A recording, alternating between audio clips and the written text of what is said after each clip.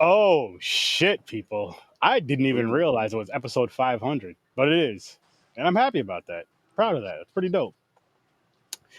And tonight's episode on Backpacking with Sturdy, episode 500. Yes, that is, like I said, episode 500. Ichi the Killer. Yes, yes, we are backpacking to Japan tonight, people. And let me tell you this. It was, oh my gosh. It had a little bit of everything in this bad boy. It was crazy as shit. It was a wild fucking ride that I enjoyed. And I just want to tell you guys, like, the title episode, you know, because I do the music and all that. So, HorrorWithSirSturdy, episode 500. Time for some action. Redman. Link is in the description. Dicing up Ichi the Killer. But anyways, Redman, link is in the description. Go check that out.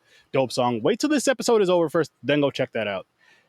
But guys, how the hell are you? How the Going hell good, man. going? I'm doing fine. Thank you again for having me, and happy 500. Thank you. Appreciate it. Appreciate it. Awesome. And by the way, Trevor, this is an invitation for you. Okay. If you can, if you're free, and if you will, I need you here for these backpacking with SLICIN. I know you love foreign horror just as much as James and I do. I will try to be on as many as I can, because I think maybe I'll be doing some late night ones too. Hey, listen. Yeah. Yeah. Oh, yes, yes. By the way, there's gonna be some foreign horror over on Sturdo Vision. Yeah. So yeah, I mean, it all depends on what my old ass can actually. I see the same thing. Yeah. I do it rarely for that midnight one. Yeah. Listen. I felt the next day. Listen, all I'm saying is, I can't wait for it to happen. I don't have that young blood no more. I'm gonna speak this to an existence. I'm gonna get a really fun horror movie, a fun foreign horror movie. It's really weird and strange, and we're all going to be there for that watch party and that review on Sturdo Vision. Just wait for it, people. Just wait for it, people. It's going to happen. It's going to happen. Scene Snobs, what's good? What's good? Make sure you guys go check out the Scene Snobs. It's a great, fantastic show. Fantastic. If you're not over there following them, you're fucking up. Yes, I said it. You're fucking it up with a capital F. Oh man, guys. How many addictions did they show? Addictions/fetishes they show in this fucking movie? Oh, that's. I mean, that's just Christ. The top of. Well, no, that's actually kind of the middle of stuff going on. Yeah, that's not even the main shit, boy. Damn. Well, I'm curious. What did you guys think of the movie? It was wild as hell. Like I said, it had a little bit of everything in it. It wasn't just like, oh, this is a fucking mafia shit going on, you know, like what was it? Yakuza movie style. Yakuza movies type shit. You're like, wait a minute, there's the R word thing in there. There's torture. There's body modification torture. Sadomasochism. Sadomasochism. Like, what is going on with this movie? I was just like, my wife watched it with me. She goes, what the fuck are you watching? She's like, she's making sounds and shit with certain things. But it was crazy, man. It is one of the most visceral films ever made. And it, I'm just going to go ahead and, jump in to that one item that seems to come up, no pun intended, with every Ichi the Killer, discussion. And, okay, so Ichi is a young man who is most likely being brainwashed by this crazy man named Gigi. And the film opens with this wonderful montage of bicycles and, very boom, boom, boom, boom, boom, almost Tetsuo references. But he is looking in on a couple that the man is brutally beating the hell out of the woman. This is not when he actually does anything about it. He is literally just staring in. And next thing is you see ejaculation. Yep. And for that Rip it off a ejaculation plant. is CG. Now, here's the thing. Shinya Sakamoto, who directed Tetsuho, actually plays Gigi. And many people have felt that it was actually Miike's ejaculate that was used. No, it was Shinya Sakamoto's, I don't know if I can say that word, ejaculate that was used. And to quote Miike, he couldn't make enough, so some of the crew pitched in. Wow. What the Quote, fuck? unquote, from Miike himself. So there, Yo. we'll bridge that big one right there. Japan, I'll give you props for crossing lines. God. This movie crosses lines. They're like, yo, we're making this realistic. Yeah. Holy shit. That's man. crazy. They don't give a fuck. Ah. Well, this is what's amazing. Imagine being on that set. You're an actor. They're like, hey, jizz in this bucket. Okay, there are stories about Shinya Sakamoto. Now, Shinya Sakamoto was the director of Tetsuo, Snake and June. He was also appeared in films like Manabito. Also, via interviews with Miike about working with him, he is just a crazy person who, at times, to get into character, will leave a mess somewhere, quote unquote. So you've got some pretty messed up people actually in this film. And the thing is, Shinya Sakamoto and himself is another director you just have to check out. Okay. I'm going to have to. Because I'm in. This... Joe, how's it going, man? How's it going? Hope all is well. And I hope to see you tomorrow, Joe. I hope to see you tomorrow. If you ever seen this movie, chime in. Give your thoughts on it. Yes. If you've seen this movie, definitely chime in, because this is one of those. And if you haven't seen this movie, depending... all right, put it like this. If you can watch some crazy stuff, there's going to be a few... like trigger warning shit. Yes. Trigger warning. That's a good way of putting it. Yes, there's a lot of trigger warning stuff. It's crazy, though. It's fucking... Yo, all right. I got to tell you one of my favorite scenes in this fucking movie. Hold on real quick. Am I the only one who was confused at first where I thought Ichi was the fucking dude with the scars? Red hair and the scars? Kakihara. Yeah, I was confused. I thought he was setting up to become leader of the group. I thought he was in on the plan. I thought he was Ichi. That's it. I mean, if you want, I can give. I'll give you a quick, so for the people watching, quick synopsis of the film. So I already talked about Ichi. So Ichi is sexually repressed. He is delusional. He is in a constant state of being a child.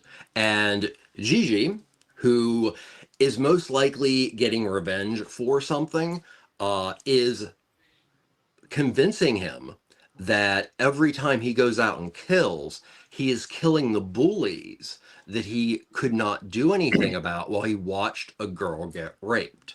Now that's the psychology behind Ichi. So Ichi, there's Ichi, and he is a killing machine. He is a complete and total psycho. Now, no emotions. Takehara is this pseudo head of a Yakuza clan, and Ichi kills and well, a good portion of the film and the money. But Takehara is a complete masochist and sadist, and why he is actually looking for his boss and gives a damn is because his boss is what most people into those things cannot be. There must be an element of sadism. There must be an element of masochism.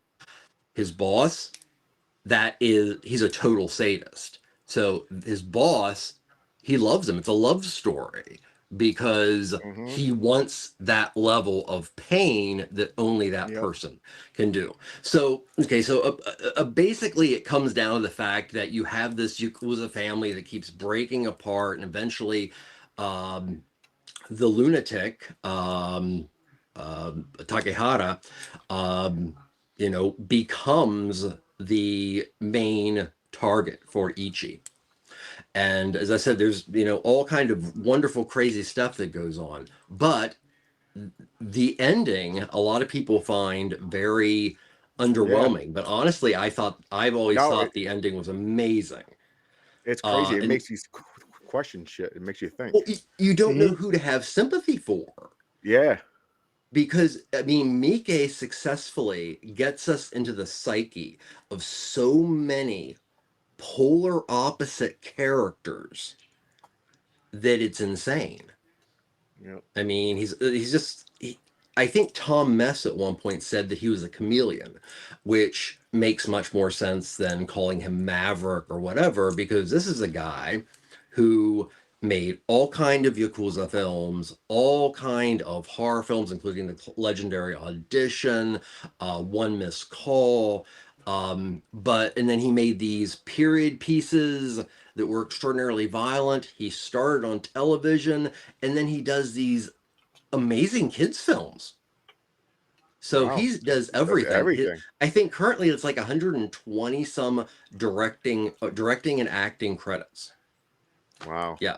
In 25 years. Damn. Yeah. That's awesome. So. Kids, yo, I couldn't imagine the person who made this movie making a children's movie. Like, if you know what I mean? Like, I believe you, but it's like, if you're like, yeah, he made Bambi, or not Bambi, no, maybe not Bambi, but you know what I mean? Like, he made whatever as well. I'm like, what the fuck? Really? Like the Powerpuff Girls. Like, he made Powerpuff Girls? You have no idea how much that reference means to Takashi Miike. But I want to hear more of you guys about Ichi the Killer, because it is one of my all-time favorite films. Okay, I'll tell you one of my favorite things about fucking what's this Takahata. Takahata. Fucking, I love that part where he fucking pulls the thread out and he unlashes his jaw. And he fucking bit the dude's fucking hand, the fist. I didn't know he could do that. I didn't know he could attach his, like, he just pulled the things off and his jaw just opened up like a snake. Yeah. It was like, ah. Well, he was the character, and it's Kakihara. Pardon me, it's not Takihara. Kakihara is the epitome of masochist and sadist. So everything about that man, and this is based on a very, very impressive, and unfortunately I didn't read it all, manga of the same name. And you know, it the author of the manga, Hideo Yamamoto, worked quite closely with Miike, and Miike was a huge fan. Miike is a fanboy, but if you talk to him now, he honestly says he doesn't watch movies because he's at a point where he just loves making movies more than watching them. But he's a very fascinating cat. Wow. Yeah, this movie here, my favorite part where he's pulling his tongue out and then fucking cuts his own tongue off with the katana. And they did it slow motion. They did it like slow, like it was really cutting through muscle. I was like, it wasn't like one of those fake, like, because they had some scenes where it was like quick, but they made that one like count. They're like, they're showing how much he could take the pain. They're like showing his character, how sick this guy is. Yeah. The Kakihara has a face on him that can very easily be read as true pleasure while he does it. Yeah. Oh my God. I mean, Kakihara is always looking for an excuse to go above and beyond, you know, pleasure, pain, the same thing, whatever. That is his life's goal, and that is his true love. So yet again, to me, Ichi the Killer is a love story. It's a love story about unrequited love and, you know, trying so hard. In this case, somebody who falls rather on the far side of kink fetish, looking for their true love. And as you watch this film, Kakihara really starts blatantly admiring Ichi. He's like, this person has no morality. They are a killing machine. They will bring me to my highest orgasm. So Ichi is actually sexualized by Kakihara. And you see that in the end when Kakihara goes to fight him and Ichi starts crying and everything. And he's so excited. Disappointed. Yeah, he was You feel disappointed so when bad for him because he's like, yes. Oh God, you're gonna blue ball me. Oh. Yeah, yeah. But So only to, disappointed. after several other extraordinarily intense scenes, yes, there are kids that get whacked. I'm just gonna Oh tell you yeah. that. Warning. It leads to Crazy. Kakihara actually falling off the top of a building down through the middle, like an elevator shaft, in which he screams, "This is great!" I That's was how like, messed what? up this movie is and Yeah, how messed up the mind of Miike is. and it was so violent So from beginning to end. From beginning crazy. to end, just Mhm. in one, and it wasn't always violence like fighting Mhm. and killing, just violent and just everything. It was, I was like, holy shit, what So is much gore on? too. The Mhm. Yeah, overkill with the spraying of the hose out of the neck. the It's like, next, you know what? I'm glad you brought that up though, James. And I'll say this before we dive into our ratings. I'm glad you brought that up because what I was thinking of when I was watching it. It was because it was the how do you pronounce it? Maga, the not manga, Maga, Magna, Maga. The yeah, manga, Manga. manga, manga or Manga, manga. yes. Mhm. manga. I was thinking I like the blood squirting like that because I feel like it Mhm. stuck more with the manga that Mhm. The manga style. the Yeah. manga style. Yes, thank you. Mhm. And my first thought was because I haven't read too much manga, but anime, and Mhm. anime does the same thing, Yeah, which you, of course, they do. Anime They're overkills. brother and Like sister. yeah, They cannot exist separately. Yeah. the thing goes to anime real quick. The funniest part to me is when they have like a love story going on where a kid gets like a girl does like something like flirty to him or he sees underwear or something, their nose automatically bleeds. yep, Mhm. They go, you know, their nose just squirts blood everywhere. Like they spin yep, in a Mhm. circle and you know shit. I'm like, what exactly what the? that means. Yeah, it's funny. I can okay, Well, go on. you That know, just I reminded me of honestly it. would say this is also one of the best. I mean, because you have to put, even though manga is slightly different, it is a form of graphic novel. It is a comic book. This Yeah, is Yeah. one of the best comic book adaptations I've ever seen. See, Unfortunately, I've I only never read about half of the original, but it's crazy fun. I And didn't even know this was a manga. oh I'm yeah, gonna have to That's there's a find it. crazy. lot. A lot of Mike's work actually are in, adaptations of manga, and that's where Mike's you know extreme, violent, sadistic side can live beside a side that actually generate. I mean, he had control of it, and he even took the stars on several world tours. He Mm. created a television show that is literally so sickeningly sweet. It's called Idol X Warrior Miracle Tunes, that is so sweet. It's about teen girls finding their magic through magical creatures.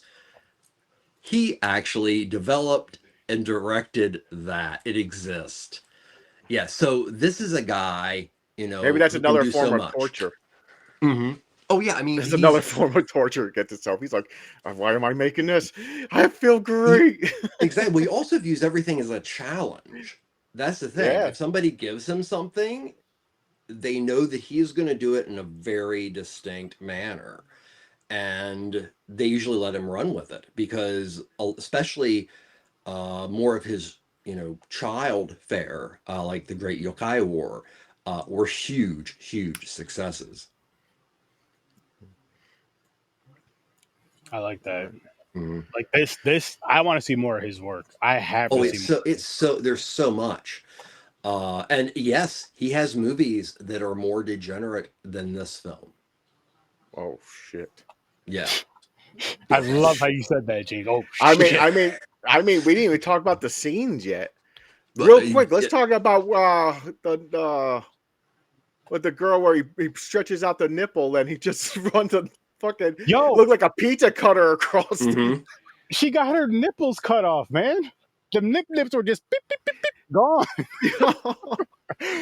Yo, the first thing I did when I seen that scene, besides laugh, was pick my phone up, go to the Sterno Vision group chat, and I was like, "Yo, this movie, Ichi the Killer, this chick just got her nipples cut off, and there was no explanation. I just put my phone down after that because Okay, I had worst to tell scene, man. somebody. The Huh? most, to me, painful, the worst, craziest scene in this whole movie was when they got Suzuki, and he had them all up on the hooks, Mm-hmm. and he was Yeah. pouring the hot freaking grease on him. Mm-hmm. You seen the sizzling? I was like, oh, I had a chill down my spine. I was like, oh my god, how is he alive? He's dead. He's not living that. There's no way. Come on. He just poured it on the back of his head. Oh, come on, no way.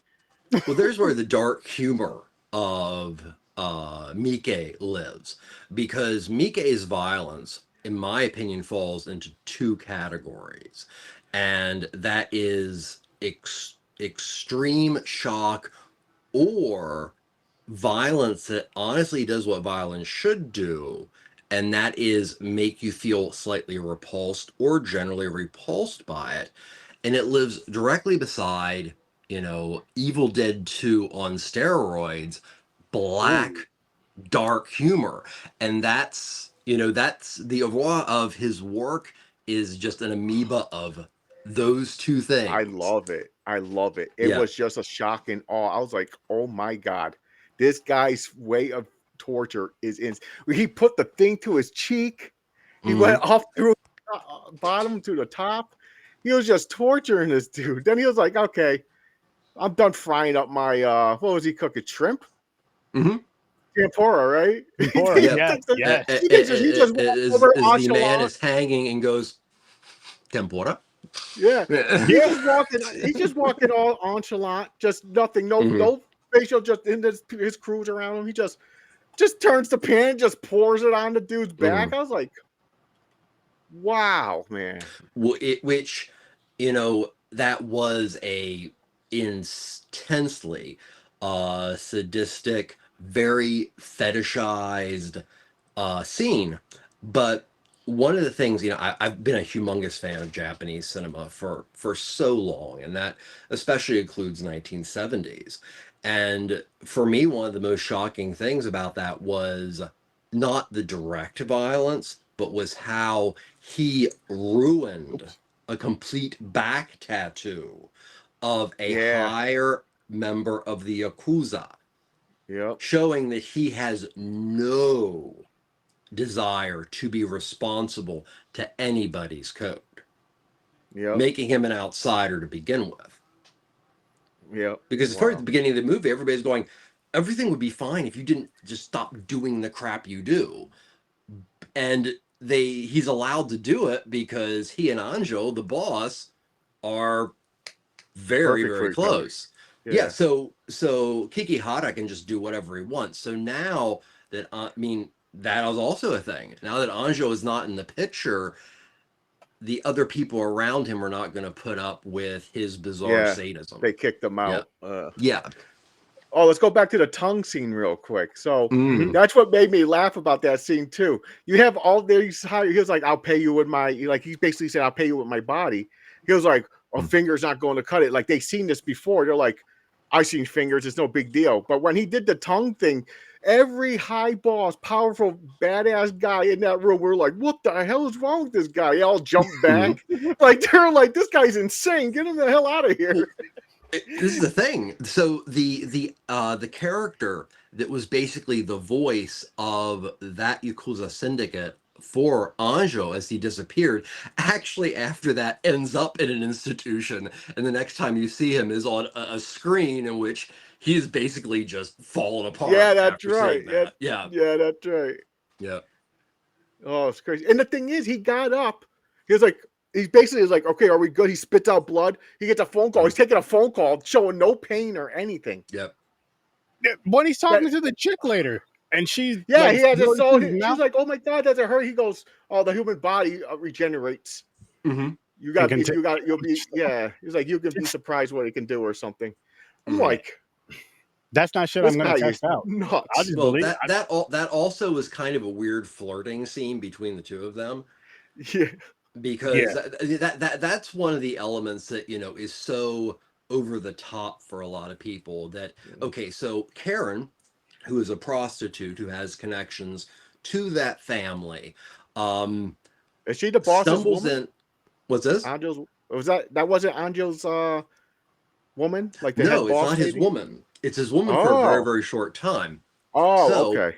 she walks in to the area that Anjo has been told by the person who owns it. It almost looks kind of like a brothel / bar that he can't come in, because if he comes in, he's going to create problems. So what does Kakihara do? He decides to throw him on the floor and pull his cheek as much as he possibly can. So Karen does not know him completely, knows of him, and she sees this and she falls in love. And she jumps in, and they both basically have an orgasm while ripping this guy's face off. Yep. So they're in seventh heaven. They found what they thought is, their one. So you then go to a scene that I can see would be disheartening for a lot of general viewers, of Kakihara and holding on to chains and being hit repeatedly, harder and harder and harder. Wailing on him. And then at one point he looks at her and says something to the equivalent of, well, you'll never be Anjo. Just to get the worst of her, and pow. And then he's just like, I can't deal with this. I'm over. Yeah, I'm over She disappointed him. Not so working. He yet again was disappointed in love. He couldn't get what he wants. So it makes you think, like, what the hell was his boss doing? Hitting him with bricks? Hitting them with something. Literally, there's somebody out there probably doing something. Is that all the scars came from? Maybe that's where he got the scars from. All over his body modification, piercings. This is the kind of guy that you assume probably had his penis cut in half on purpose. He's that kind of character. God. Which actually he doesn't want it, but there's a character who kind of has that almost done to him. Yeah, I remember that scene. Yeah. He's like, you just keep hearing the scissors going. Yep. But somebody came in at like the right time or something, because they all look back. Yeah, they're like, huh? Oh man. Oh, okay. We got to talk about the two. Now they were cops. Am I right? The twins, shady cops. Well, I don't know if I think that, from what I remember, is they were basically bottom feeders that probably were getting paid off, that were basically working as a cleaning crew or whatever. They're kind of Tweedledum, honestly, but they're a nice comic relief. They are. They're very funny, especially when they weren't getting nowhere with the girl. He was like, I'm going to have to let him out. And the older brother was like, are you? He put on the dog ears. Yo. He basically upgraded. He was like, okay. Yeah, I can find him. He just go start sniffing the girl's crotch. Yes. Get the scent of his dick or something. That we found him quick as shit too. He was outside the window. See, I don't know. Maybe I've seen too many movies, but that is just kind of humorous, but not in any way shocking at all. I don't know what that says about me. No, it just made me laugh. Of shit. You've seen a lot of shit. But that's the second one. That's the second one where I picked up my phone. And I think in this one, I even hit up the group chat with us, James, and I was just like, what the fuck? Yeah, you're like, what the fuck? I was this guy laughing just when I was sniffed this girl's crotch. I'm not gonna say what I said in the group chat because I was a little more vulgar. But I was like, he sniffed her crotch. I was like, he put on some I thought they were cat ears, and I was hot. They were, yeah. But I was like, he put on some cat ears and started sniffing this chick's crotch, and then wow, just wow, like, and puppy that play. Honestly, that was as crazy as that sounds to some. It's not that weird. I hate to tell you. It's not that weird. And that's all I'm going to say. That is not all I'm going to say. Hey, as long as people are doing it in a consensual way, and nobody is hurt, God bless them, and do what you want to do.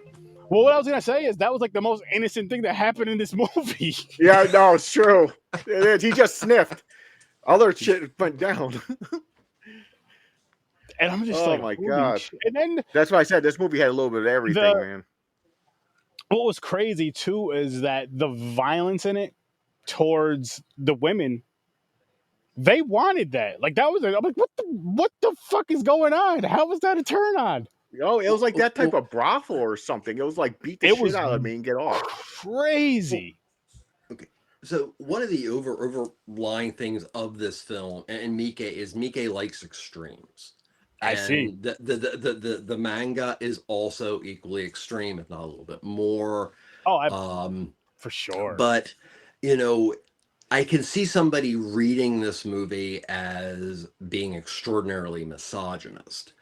And it's not. It doesn't really take any sides except for the fact that it allows some of the major characters to really develop their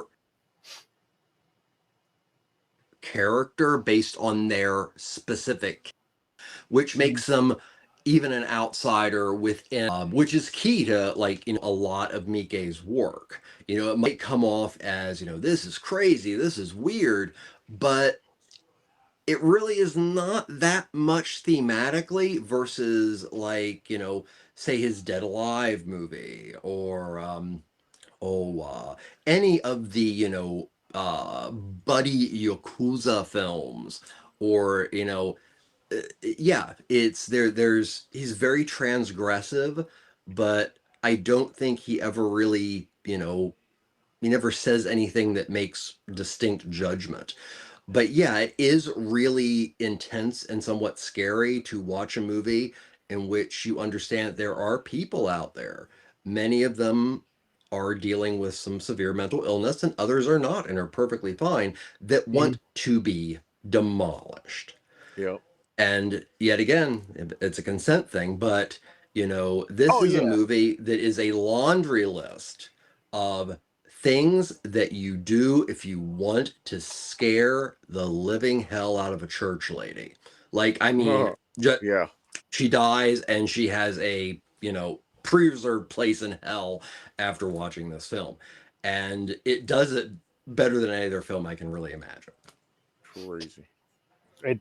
But it was entertaining at the same time. Like I was like, I couldn't turn away. I could not It's fucking turn paced away. beautifully. Yeah. It's wildly. It's so it is. I have one little thing that I don't hate it, but it made me laugh so much because it was so silly. I was like, why did they do this? So the older guy who's brainwashing, the fight scene with him and the fucking the one main bodyguard dude, like the one that gunman or whatever, where he's aiming a gun at him and everything. He knocks the gun away and stuff, and they're about to fight. Where he takes off his coat and it's CGI. It's just a big muscle dude just flexing and everything. Then he goes and basically crushes every bone in his body, twists every arm, snaps his neck. It's just how it looked because you could tell that wasn't his body. His head was like floating. His head was CG'd on. Yeah. It just made me laugh. I was like, why did they put that in there? It's a weird scene. The only thing I can really think is it does kind of go into the thematics of, things aren't always as they seem, which is very key to Ichi because, yet again, his whole memory and his whole existence, which might be nothing more than fear of his primal rage to actually forcefully take people, is created. There is actually a sequel called Ichi 1, which came out in 2003, that tries to pick up with some of the backstory that the manga fills in much more. I only recommend it if you don't know it and you're a huge fan of this film, because it's not as good. But it's a prequel. So if you want to go a little deeper, something to go. But something I wanted to ask you guys, because this can be a very decisive thing. What were your feelings about the use of CGI in this specific film? Remembering it was 2003, I think. Like I didn't mind it. I didn't mind it at all until that one scene just made me laugh because everything else was fine. Like when Ichi goes in and he just does the axe kick and slice the dude, and the silliest body split. Oh, it was yeah. just like Yep. it just tipped over and everything. It was like Yo, I didn't mind it. It was like they put like a little comical into it. They like, Yes, we're gonna make this and scene funny. I'm gonna bring up another funny one. Is he fucking kicks the chick's leg off? She hops out the room. Yeah. I was like, yo, she really the first just started major murder. Yeah, the first major murder in which, you know, Gigi's cleaning crew shows up. It's total slapstick from there on. Yeah. So yeah, this movie is a comedy, and it is a sadistic slapstick. Oh, comedy. it's crazy. And that's what makes it so great, because it is so many things in literally about its final cut is 128 minutes, but it fits in so much stuff. And you know, I would say, you know, it's worth seeing Audition. It's worth seeing like Aizu, Gozu, Happiness of the Karakoras before you see this, because you then really kind of understand about how good a director he is. Mm-hmm. Okay. Oh, hell yeah. Oh, another funny. This is gonna be fucked up with me, but another funny scene that made me laugh. So when Ichi's on his bike on the, it looked like near the water, and the kids were bullying that one kid, and he was just ignoring him. He's just looking and looking. But that one little kid who was leader of that little crew looked at him and knew that, because he didn't say, he's an adult. He didn't say nothing, that he knew he was going to be a little bitch. He's going to punk him. And the kid would just keep saying shit. But then all of a sudden, Ichi just fucking back kicked him. And he heard, oh, he started crying, he started dying. No, before that, though, James, before that, he just fucked that kid up. You got to remember, the kid kept talking shit, but then he came over. I don't know if the kid kicked him or something, but he kicked his bike over and called him a jerk. He called him a jerk and kicked his bike over. Then he got the spinning back kick. But he fucking just back kicked him, bro. It made me laugh so hard. Yo, I was laughing. Not only was I laughing, I was like, that little fucker deserved it. He did, but it was so funny though. For some reason it makes me laugh when it was the sound that came out of the kid's mouth when he got kicked. Oh yeah. Like, ah! Oh, I mean, and the thing is, you know, Miike has done a lot more in a lot of their movies. I mean, this is probably the pinnacle of over the top for him. But, you know, all I can say is one of his movies, you will never feel the same way about a poodle again. There's just this really bizarre humor to his stuff that, you know, either you get it or you don't. So it sounds like you guys definitely get it. So it is. It is a tasty little film. Yeah. Oh yeah, I love dark humor. I loved it. And next week over here on HorrorWithSirSturdy, I saw The Devil. Score. I saw The Devil. You seen this one? Awesome. I might have seen this one. I know I didn't, and I cannot wait to see it. One of the best serial killer movies of the past. I did see this 20 one. years. Thank you. It is awesome. Good. Yep. I think it came out on Hulu. Mm-hmm. So it jumped around some places a while, but it's really good. Yeah. And if I remember correctly, it also stars the actor who played Old Boy in the original Old Boy. Oh, okay. I cannot remember his name. I feel horrible. Yeah, you're right. He is I know what character. Like a gem of Korean cinema. Didn't we review that, James, on our old show? What? I saw The Devil? No, Old Boy we did. No, we reviewed Old Boy. I gotta find that. I'm gonna send you a list, Trevor. Okay. Our old co-host, which shout out to Ibrahim, miss you. But so if I still have this list saved on my computer, I'm gonna send it to you, because there's some movies on there. I would like to know what you think of them, if you saw them and all that stuff. Because just from saying that movie, okay. Can you imagine the conversations with Trevor and Ibrahim, James? Oh yeah, that'd be insane. Sounds like somebody I'd love to meet. So. This is what's I'm gonna. Oh yeah, he's hard to get a hold of, but I'm gonna try to, because like I'm gonna show you this list though, Trevor, and you're gonna be like, "Oh my gosh!" Awesome. I know you're gonna, because there's a lot on there I've never seen and heard of. It's just some No. shit, and I know you've he Like introduced he had us to a he movie- had some movies that were like 4 hours long, yeah. Oh wow. Yeah. Well, and I was like, what the hell is this? Are they But, specifically in the horror genre, or are they just kind of all over the place? no, just like no, not All horror. Not actually not horror at all. Mm-hmm. no. But The closest we got to horror violence was like the Raid movies. And love oh boy, those. Love those are very the Raid good. movies. Which That honestly, is one of the you know best sequels in history. yeah, I love I the agree, Raid. 100% Love agree. those movies. It was nonstop violence, Craziness. and Which I'm my gonna say eyes could this. not leave the screen. The Raid 1 and 2 will be reviewed on Vision at some point, because that is something that is just wild enough to be over there. This is too. This could have been on Vision, but it just fit with the theme. It fits with the theme of the month as well. We had to do it. We had to do it. That's just two movies, a whole bunch of ass kicking. I do gotta, because you guys, like I said, with this whole backpacking with sturdy, I'm going to try to every week order, some food. Oh yeah, that's right. So this is what I got this time. And this time I was smart enough to, well, my wife took the pictures, but I was smart enough to get the names of the foods and kind of put them with them, because you guys know. And this is actually really from Japan, like Japanese style food. It's from which I'll show you guys the menu in a minute. Okay. Because the food was good. Like I said, if the food's nasty, I'm not showing you. I'm not even going to mention the place. I'll show the food, but I'm not going to tell you where I got it from. Hopefully every show you do this, you're going to show the picture, because I hope you don't have a restaurant that's nasty. I'm going to show you the picture of the food every single episode, but I'm not going to show you the picture of the restaurant every single episode. I see what you're saying. Nasty. I got you. Just because I don't want to shit on, you know what I mean? I don't want to shit on people's restaurant. I don't want to do that. No, That's I not hear what you. about. That's true. But this is what we got. Ooh, let's see here. And Eel Don, for the people that are listening, Eel Don delicious. Brewy. I thought it was okay. That's what my wife ordered. I thought Did it was they put okay. that sauce on it? They put that. I think so. Oh, I love that sauce, man. It was okay. I wasn't really crazy about it. It was like okay at best for me, maybe a little lower, but it wasn't because it was just I just don't like that. It wasn't for me. Okay. The chicken katsu, fire. Now that brown sauce stuff, didn't really care for it on the chicken, so I had to do the black thing and use hot sauce. But the black thing. That listen, man, I love Japan though. I love the food. I love your movies. I hear you.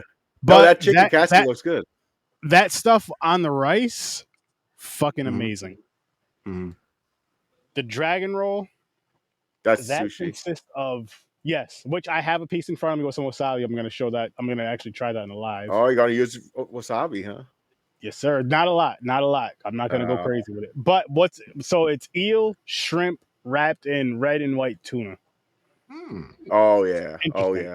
And then this Japanese orange soda, it was fucking awesome, and I love the bottle. Is it good?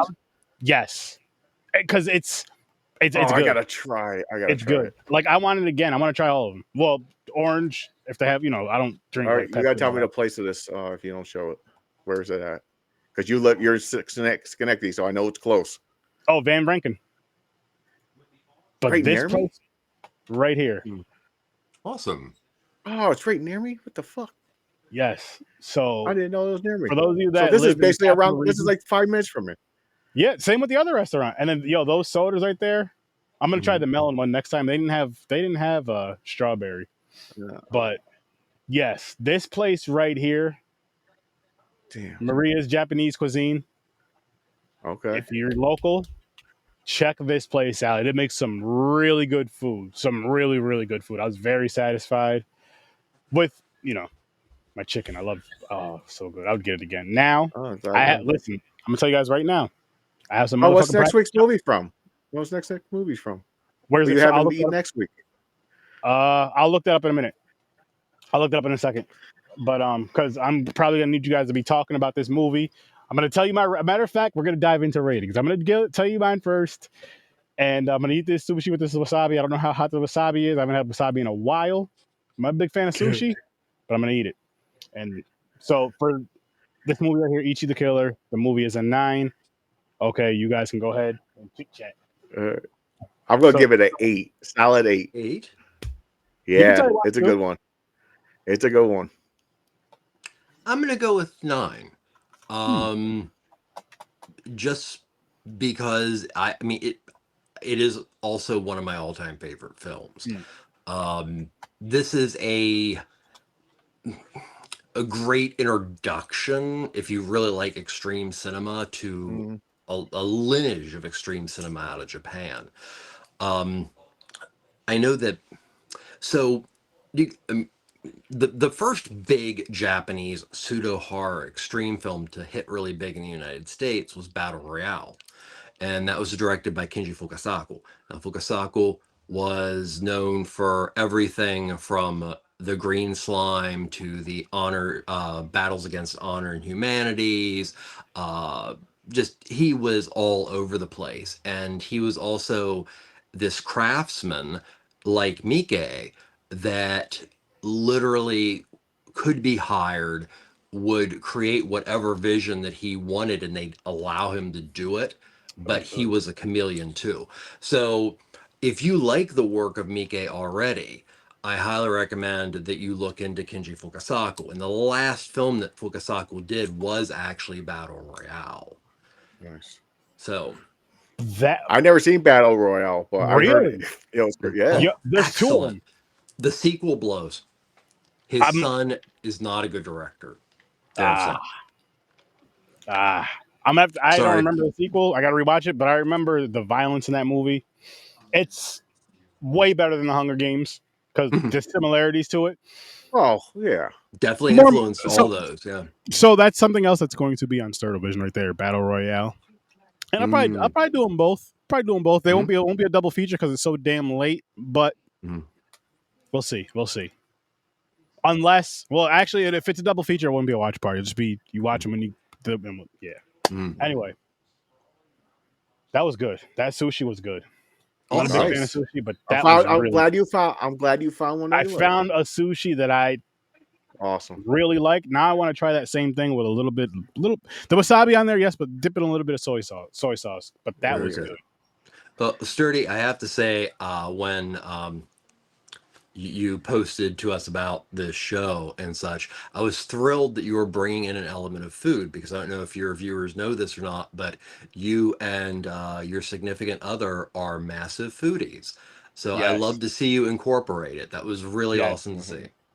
And what it is too is it's that we both love horror, and then the food thing, and then it's like I want to start diving into other cultures with the horror stuff because I love, and so does James, and so do you, foreign horror. Just seeing something different, seeing something where only at the tip of the iceberg of the stuff that's available. That's the thing. I know. There's so much just in film. Yeah. That, you don't know where to start sometimes. Exactly. You don't. I searched one time. I just put Korean horror, and it's insane if so much shit comes up. I'm like, I don't know what to choose. My anxiety kicks in, so I randomly just have to hit a button and pick something. And some of the best Korean horror is not even available on streaming services. That is true. True. It's hard to find. Like I couldn't find one of those movies that you send there. I couldn't find it. It was the Pari. It's not even on our site. Okay. I know what you're talking about. The Indian movie. Yeah, Pari something. I couldn't find that one. Which the one? What country is that from? I think it's India. India. Prada Mandir? Yeah, I think that one. Prada Mandir. It's Pari. That's a classic of Indian cinema. It's Pari. Then underneath it, there's words. I don't know what the words are. I have the movie covers, Trevor. I will get them to you. I was just about ready to grab a large box set of Indian films. It is. He's like, I've seen it. Actually, if we're talking about like world stuff, not to get off Japan, but if you can, try to find a film called Mahal. And Mahal is a 2.5 hour reimagination of the Nightmare on Elm Street. No way. And it includes, of course, music. There's all kind of weird pseudo-teen romance and over-the-top dream sequences. Indian horror is either you love it or you hate it. So, yeah. Fair. I heard, to bring it honestly, back to there's this Japan, one I want. yeah. I heard there is a Forrest Gump version. Oh, I mean, well, I want to see it because it has to be hilarious. Well, India does an amazing amount of ripoffs, but the ones that I think most of us as film lovers really hope the vaults open up on is Turkey. Because Turkey, for their exploitation, I mean, literally, there's these Turkish Star Trek. I mean, there's just their exploitation cinema was insane, but it crossed so many copyright violations that will probably never be available legally. That sucks. That sucks, man. They get a bootleg of something from like Canada or something. They're like Canadian The Office. They're like, we're making that. It tars out. When you get a chance, Trevor, can you please oh shit, what the hell was I gonna ask you? Oh, the movie that you were just the Nightmare on Elm Street one. Can you please send me the title and cover to that? Yeah, check that out. Okay, another. Okay, I got one more question about this movie, but I got a question for Trevor first. Okay, Trevor, I want to give you a little homework assignment. You might even answer it now because you got so much information. A lot of random stuff bounces in between my ears. You watch so many weird movies and all that shit. And we love that, by the way. It means a lot. Can you suggest me, it don't matter what country it's from, a horror movie, a really, really great horror movie that's in the paranormal realm that is like crazy? It could be crazy. It could be just like you think it's like so awesome, like weird. It could be weird. So just be looking for a very good paranormal film that will scare you. Listen, my goal is I challenge anybody to find a movie that can scare me. The Changeling. I seen it. Nope. Oh, no. Okay. All right. Ooh, that gives me something to think about then. Yeah. I seen The Changeling. The Changeling is about the doppelganger thing, right? Yeah, with George C. Scott with the boy, with the opening with the truck. Yeah. That is an amazing film. That's a good movie. That is a good movie. Did we a paranormal movie? That's one of my favorites. Is it a Christmas? Was it Christmassy? No, it started out. That's a different in a one. snowstorm. Okay. Yeah. Well, let me ponder that. Okay. Specifically paranormal. Okay. Yeah. In that realm, it could be demons, anything, just anything in that side. Okay, so I got a question about the movie. Mm-hmm. Do you have a good conclusion of exactly what was going on at the end of that movie? Like with the flashes at the end, where the old guy was hanging from a tree. You seen oh, that's a good fucking question. The dude with the jaw unhinged in a bathtub. Yep. Where you're thinking, like, is he alive? How did he get there? But then you see a young kid that looked like a younger version of Ichi looking back at the old guy in the tree. What the fuck does that mean? I was like, I'm trying to think of what's going on. I was like, was that all brainwash illusion? Did something happen and this is all a dream? Well, I'm like, what happened here? Before Trevor answers this really quick, and this is out of respect that I love for Trevor and his knowledge of a lot of shit and a lot of foreign stuff.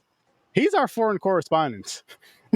Yeah, when it comes to our movies over here, he's our horror foreign correspondent because he just yeah, we got our guys with the regular U.S. movie. He's like, fuck that, that's boring. I got you with all these foreign. He's like, weird shit. Yeah, like U.S. horror is like baby movies. Trevor, yeah, and I love it, man. I fucking love it. Well, thank you. Oh, about that. Okay. Yeah. So this is my interpretation. Like any good ending, you can read into it however you want. But my theory is that Gigi discovers that Kakihara is his son. And because Ichi is a son figure for Gigi and vice versa.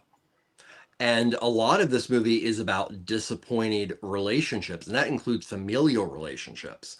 So I think Gigi discovered something, whether it's his son or something that he lost in Kakihara.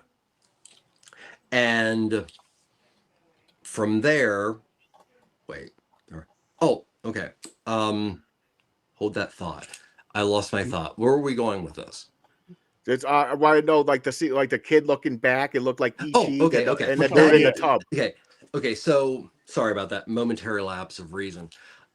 The person hanging, in my opinion, is Gigi. He has killed himself because he has done the one thing that he never thought he would actually do, and that is potentially kill a long lost family member, something. It's very ambiguous. It could have even been a past lover. You just don't know. But he has hit a point where he finally hit a low. And the young man who looks just like Ichi, you're sure that Ichi is following, turns around and is the most cliched thing about the movie, in the fact that it's like, now that Ichi's dead and Gigi's dead, somebody is going to find somebody who was bullied and create them into a monster, because Oh they're yeah. just going to continue to bully them, and it's an endless cycle. That's why I thought. Okay. Wow. So what about the scene? How do you end up in the bathtub? Where'd that come from? That, I think, was like, it was like a last ditch like thought or memory for him. Because especially they had the jaw drop. What would be heaven for him? And that is in an area that is quiet, because of course you can't hear anymore, and also is set up for what potentially could be various tortures for his pleasure. So he potentially, through that one shot, has actually ascended where all other characters don't. Okay. Whether or not he does, it almost gives you this feeling like Kakihara got to like extreme sadomasochistic heaven. Awesome. Yeah. See, this is why that's why you got to ask him these type of questions. He's the man to answer. Yeah, because you get I can't just. It's like he made the movie. I regret that it's not just something I can be like, oh, I'm just gonna sit and watch a movie. No, I can't do that anymore. So that's awesome. See, I didn't think of some of that. See, that was a good take on that. That could be setting up. You're right. Mm-hmm. It's a young kid who can repeat. He's going to be another Ichi. That is totally true. Yeah, that's crazy. And everything in it, ties to people, relationships, love, death, loss. It is all cyclical. And it's a very simple, basic reading of what can you pretty much put on anything, but I think it's applicable here. I'm not gonna lie, guys. I had a feeling. I thought my highest score of this movie was gonna be like a 6, the highest. Really? Because I was like, oh, it's gonna be like a serial killer movie, no big deal, right? I seen this, I was like, what the fuck is going on? This might impress this you. Shit, also. It was so surprising and dark. I just enjoyed it so much. This is a real film geeky thing, but this might especially for you, James, is that this film was shot on 16 millimeter. It was blown up to 35. That's awesome. So anybody who's watched a lot of films that 16 millimeter, the best is your original, but it's a lesser film. That it could be shot on 16, and it was shot well enough on 16 that when they blew it up to 35 and put it in the aspect ratio that Miike actually wanted to be able to put the film in, it looks amazing. Yeah. And that again, I've watched so many interviews with Takashi Miike, and you learn to love him even more because he is not in any way one of those directors is like, I. He avoids it like the plague. He's pointing out about like, if it wasn't for the creativity for this group, this would be nothing. And my style is I find people that really have passion and do good work. And I say, I want this, but you do it how you want.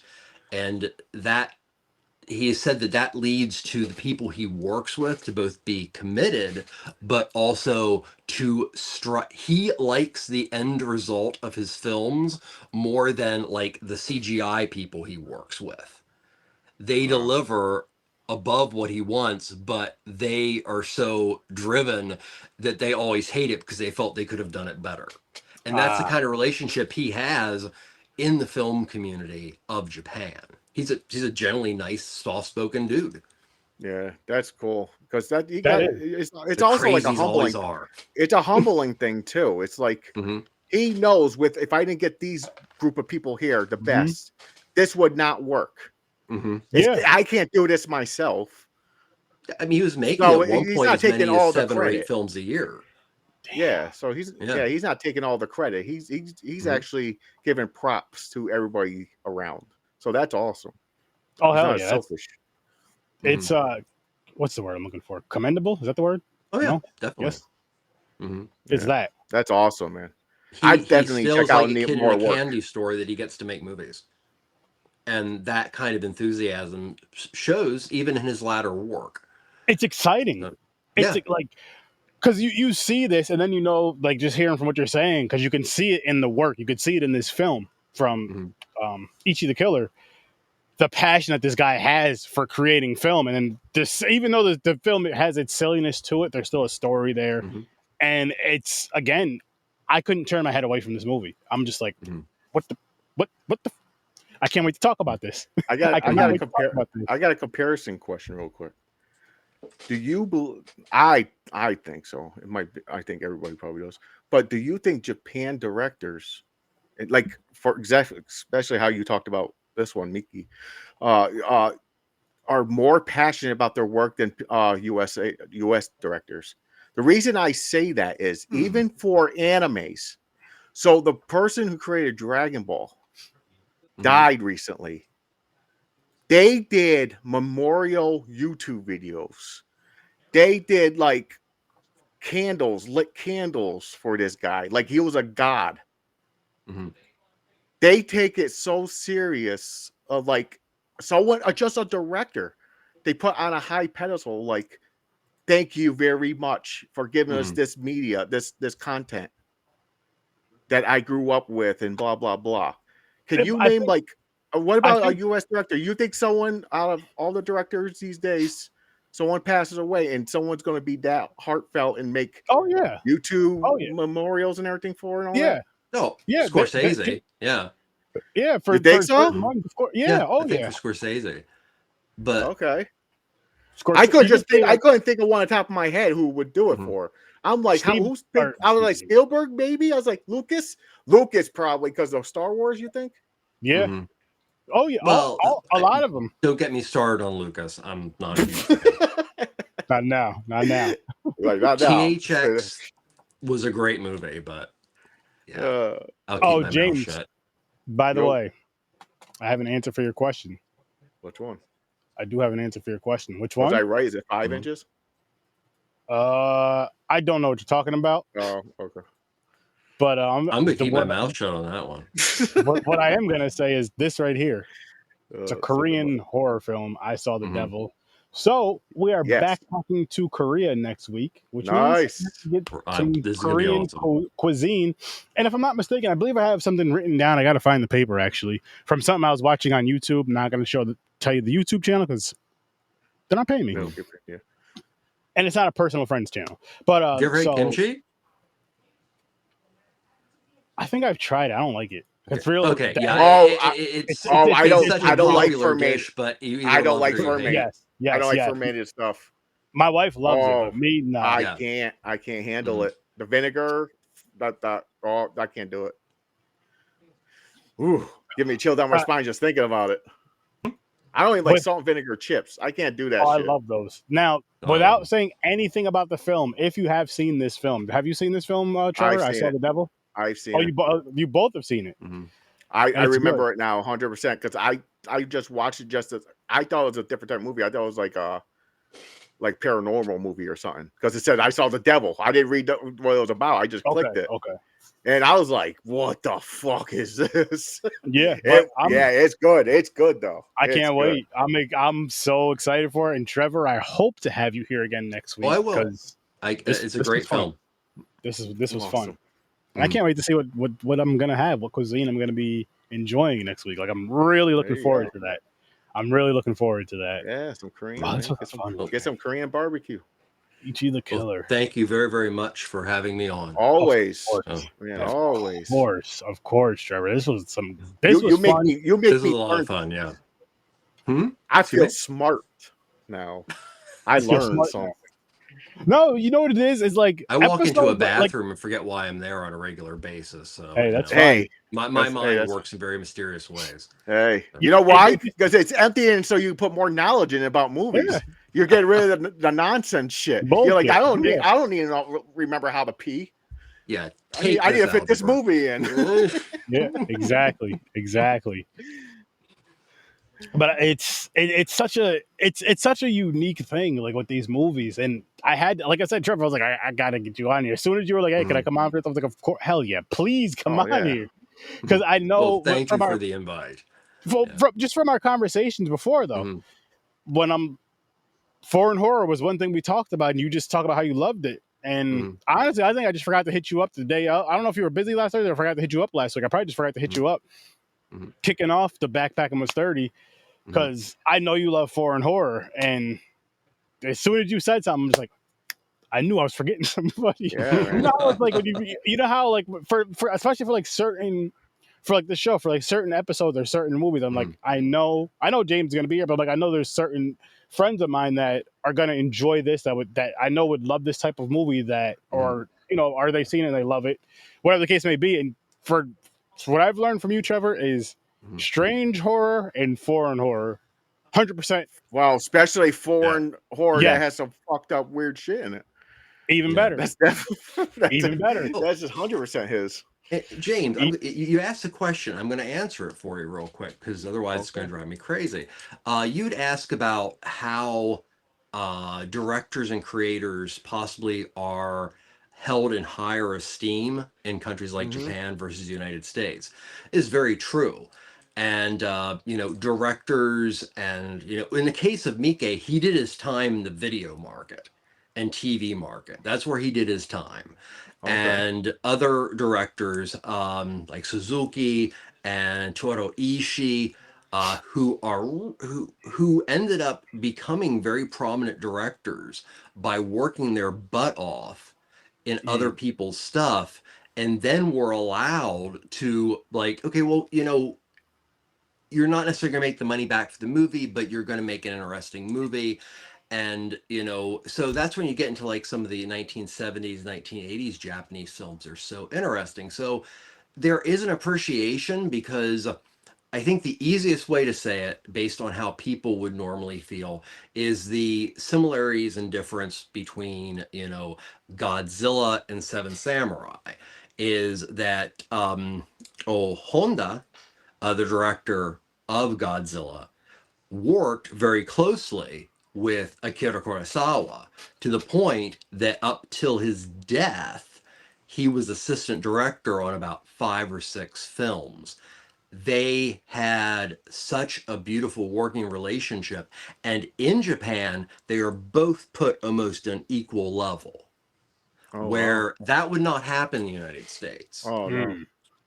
You know, that kind of respect based on, you know, not just craftsmanship, but how a creator could change culture, I think is more appreciated by, you know, more arts centric, or in the case of Japan, subcultured looniness, you know, is more likely to do that.